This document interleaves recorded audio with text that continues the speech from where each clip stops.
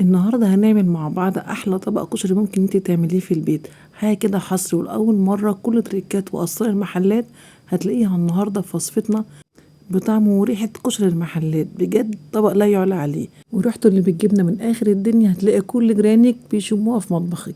يلا نصلي على رسول الله ونبدا النهارده الوصفه بتاعتنا. اول حاجه جبت ربع كيلو من العدس البلدي وغسلته كويس جدا ونقعته، وبعد كده جبت حله نزلت فيها ب4 معالق كبار من الزيت، ونزلت بالعدس بتاعنا بعد ما صفيته، قلبته مرة واتنين وتلاتة لحد العدسية مسكت نفسها كده واتحمرت في قلب الزيت، ونزلت عليها بالمية السخنة. وأول ما بدأ يخش على السوا هزودها ب3 معالق كبار من العدس الأصفر، وأضيف لها نص معلقة من الملح ومعلقة كبيرة من الكمون، وهسيبه لما يكمل سوا. دي أهم مرحلة سليق العدس. وفي نفس الوقت أنا العين التانية حتى بسلق عليها حمص الشام علشان نستغل الوقت والكشري كله يخلص مع بعضه في وقت واحد. وبعد كده صفيت العدس بتاعنا، طبعا المية دي كنز، اوعي ترميها، نستخدمها في سقي الرز. واهم حاجه في العدس اما تصفيه ما تغسلهوش تاني، بس اهم حاجه تهويه كويس جدا وتدخلوله كميه هواء كبيره علشان ما يكونش معجن منك ويكون مفلفل. وهنيجي بقى يا بنات لعمال الرز. دلوقتي رفعت حلتنا على النار، حله هعمل فيها رز وحله هعمل فيها الصلصه. اول حاجه حله الرز نزلت فيها بكميه مناسبه جدا من الزيت على قد الرز كميه انت هتعمليها، ونزلت بالشعريه وضفت للشعريه 4 معلقة من الملح عشان توحد لون الشعريه.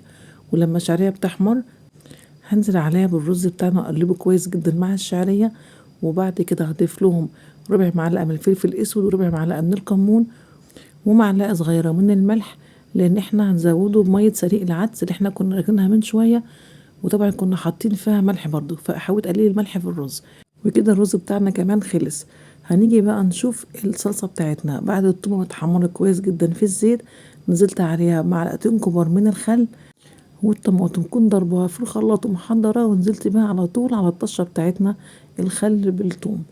وبعد كده ضفت لها معلقة كبيرة من الفلفل الأسود ومعلقة كبيرة من البابريكا ونص معلقة من الملح ومعلقة من الكزبرة ومعلقة من الكمون ونص معلقة من السكر، واخليهم على النار عالية لحد ما تغلي غلوتين، وبعد كده هحط عليها البوتاجاز زي الرز بالظبط. وكده احنا كمان خلصنا من الرز وخلصنا الصلصة. نيجي بقى لعمال الدقة. استخدمت فيها معلقتين كبار من الثوم واربع حبايات طماطم، وهنزل عليهم بنص كوبايه من الخل الابيض واضربهم في الخلاط كويس جدا، وانزلهم في الحله وهضيف لهم 1/4 معلقة من بهارات الكشري لو متاحه عندك. ولما يغلوا غلوتين هطفي عليها، وهيكون لونها زي ما شفناها دلوقتي، حاجه كده خفيفه مش مسبكه، لان الدقه ما بتكونش مسبكه، بتكون خفيفه جدا. اول ما اشيلها من على النار هضيف لهم عصير ليمونتين حلوين كده بس من غير البذر بتاعهم، وكده الدقه كمان خلصت. طالما حطينا الليمون على الدقه ما ينفعش نحطها على النار تاني عشان ما تمررش معانا. وبعد كده هحمر التقليه بتاعتنا. انا جبت بصلتين كبار بالبصل الابيض، لان البصل الابيض احنا عارفين ان هو مخصص للكشري. وبعد كده قطعتهم، طبعا قطعهم بالشكل اللي انت عايزه، انا بشرتهم بمكنه تقطيع البصل. ونزلت عليهم معلقه كبيره من الدقيق ومعلقه كبيره من النشا، وقلبتهم كويس جدا مع بعض. اول ما يغلي الزيت معانا هنزل بالبصل بتاعنا. واهم حاجه واحنا بنحمر البصل في الزيت نضيف له معلقه من ومعلقه الخل دي في قلب الزيت مهمه جدا علشان ما تحرقش معاكي البصل، وكمان تحافظ على اللون الذهبي بتاع البصل والقرمشه. قاعد معاكي كتير جدا حتى في الفريزر هيفضل زي ما هو محافظ على قرمشته وبنفس الطعم، ما بيطرش معاكي ابدا.